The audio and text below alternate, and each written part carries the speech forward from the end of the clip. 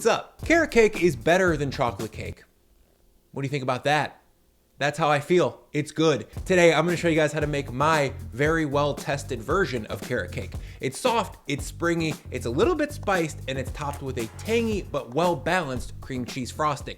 To get started, I'll grab 2 sticks of butter, 3 blocks of cream cheese, and 1.5 pounds or about 675 grams of peeled carrots. I'll let this cream cheese and butter temper, then I'll preheat my oven to 350F. Now to break down these carrots for the cake, I'll shred them with the food processor. I'm always conflicted when adding an appliance to one of my recipes because not everybody has them, but grating these 675 grams of carrots that we need for the cake takes about 15 minutes of elbow grease. That's way more time than the 2 to 3 minutes it would take to wash the food processor and the grating attachment. So that's the route that I'm recommending, but if all you have is a good old-fashioned box grater, that would also work totally fine. And once I've got all my carrots shredded down, I'm gonna flip them onto my cutting board and run my knife through them 5 to 6 times to break them down even more. This will help integrate the carrots into the background of the cake and help hide their fibrous texture. I really hate carrot cakes that have crunchy carrot threads running throughout. It messes with the enjoyment of the soft, spongy cake. And once my carrots have more of a ground texture than shredded, I'll set them aside and mix my dry ingredients. For that, I'll combine 550 grams of all-purpose flour with 20 grams of baking powder, 10 grams of baking soda, 20 grams of salt, 8 grams of cinnamon, 3 grams of ground ginger, and 3 grams of ground nutmeg. Now let's give these dry ingredients a quick whisk to combine, then I'll grab my stand mixer and start to mix up everything else. Into the bowl, I'll combine 400 grams of white sugar, 300 grams of brown sugar, 350 grams of oil,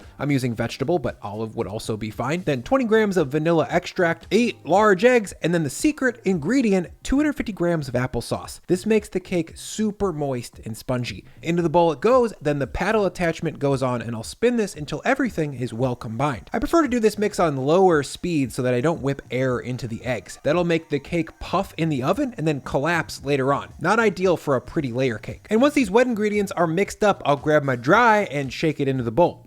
There we go. Now I'll mix this on medium speed until there's no lumps of sugar or flour and everything is evenly combined. From here, I'll add in all 675 grams of my grated carrots, and then I'll mix slowly to fold those in. That'll take about a minute or so, and once everything's combined here, I'll stop the mixer, then scrape down the sides to make sure none of the flour or sugar have escaped the mix. Now to bake this batter, I'll grab 2 9-inch springform pans. If you don't have springforms, then I would recommend going for the sheet cake version of this recipe, which I'll get to in just a second. Next, I'll spray each springform briefly with pan spray, then I'll drop in a 9-inch round of parchment. To make those, I just trace the bottom plate of the springform to make a properly sized circle. Then, I cut it out.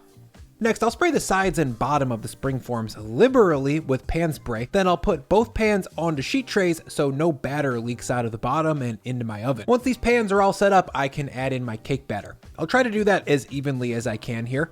I'll just eyeball it. Then I'll load both sheet trays into my preheated 350F oven and bake them for 60 to 70 minutes. Now, the sheet cake version of this recipe is equally as delicious, just not as pretty. To make it, the mixing process is totally the same as it is for 2 layers, but the recipe is smaller. And I'll put that batch size for your reference down in the description below the 2-layer cake. And once the batter's mixed, I'll pour it out into a pan-sprayed 9x13 cake pan, then throw it into a 350 oven to bake for 35 to 40 minutes. While that bakes, I want to tell you about why I've been using Bob's Red Mill as my go-to all-purpose flour in recipes at home and on this YouTube channel for the last 3 years. How about a quick story?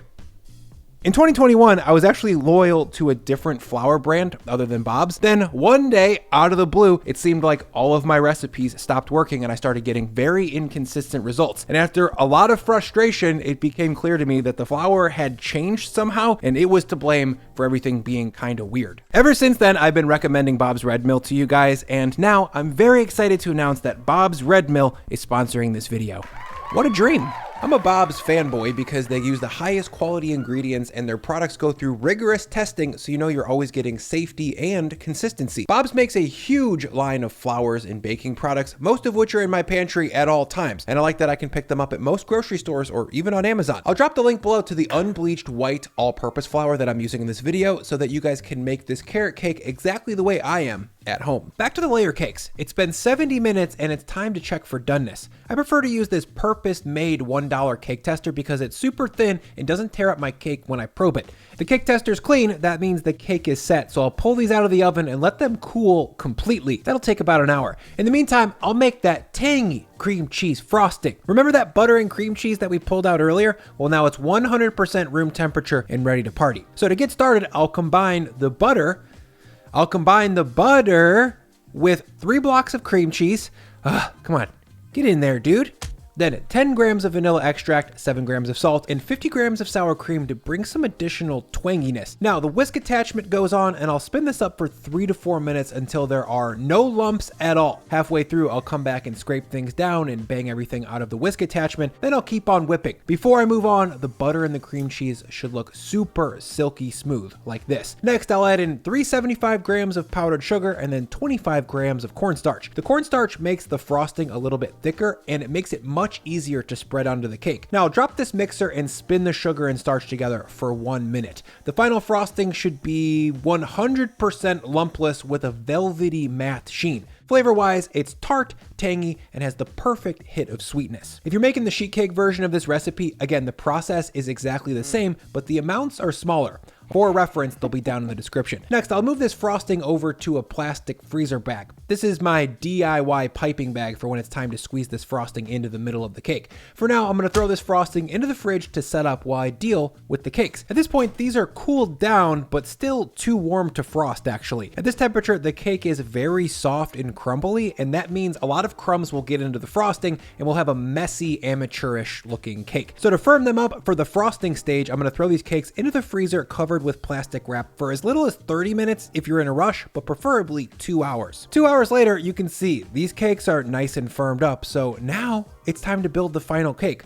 But first, I need to remove this firm, hard-baked exterior. Yes, this outer stuff tastes good, but it's chewy and has a darker flavor than we want. Top tier cake shops trim all this stuff off, and that is one of the reasons why their cakes are probably better than yours. Step 1 is to grab a long, skinny knife. This is a 12-inch slicer, but a serrated knife would also work. Then I'll carefully cut across the top in as flat of a plane as I can. Using a knife that's longer than the cake is actually a little bit better here because the tip will extrude the far side and you can get a much better idea of what angle you're cutting on. And once I get past the halfway point, I'll put my hand behind the cutting edge of the blade. That way it doesn't pop out and stab me once I'm through the far side. Now I'll flip this cake over and then do the same thing on the back side. This time, however, I don't need to cut as deep because the bottom edge of the cake is naturally much flatter than the top. The top side rises in the oven and there's a bunch of slopey edges that you need to get rid of. And once I've got the bottom and top side cut off of 2 cake rounds, it's time to clean up those edges. By the way, cake scraps are really good. Savor them. Next, I'll take a bowl or a plate that's just shy of 9 inches and trace around it with my paring knife. Make sure to keep the knife perfectly vertical as you go. I had some oopsies during testing and accidentally cut a very weird diagonal angle into my cake, and that was super hard to cover up with frosting. And once I'm all the way around here, I'll remove the collar of cake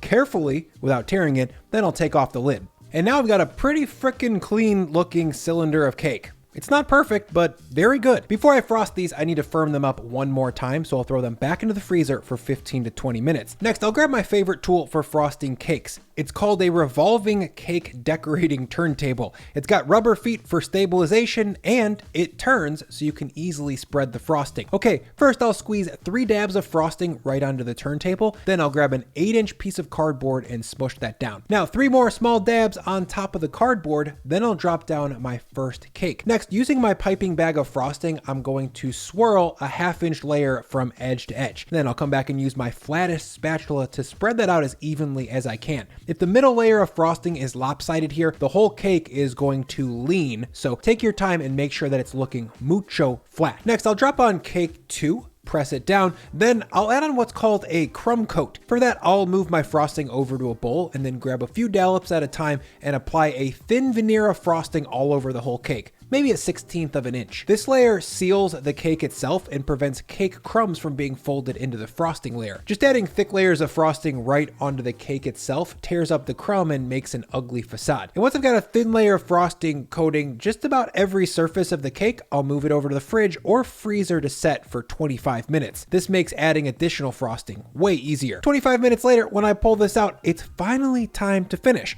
From here, I'll add on my frosting layer and just spread it around evenly evenly the best I can. I want the outer layer to be slightly thicker than a 1/4 inch overall. My best advice for applying frosting would be to always keep a thick bead of frosting under your spatula and use gentle pressure. You never want to be scraping the cake with a bare spatula because that will remove frosting, not apply it. Also, when it comes to the sides, I think it's best to apply a lot of frosting at once, then position the spatula vertically and use the rotating motion of the platform to do all the work for you. This is kind of a practice makes perfect situation, and it's hard to teach with video and words alone. You kind of have to do it to know how to do it. As long as you get it on there relatively evenly, you're going to be happy with the results. Now, the final step here is to add a little bit of crunch on the outside of the cake. To do that, I'll grab a large bowl, drop my cake into it, then grab 8 ounces of toasted chopped pecans. I'm going to spread these out on the side so only the 5 or 6 bites of the edge of the cake have some crunchy nut texture. I really hate it when people put stuff inside of cake like raisins or nuts.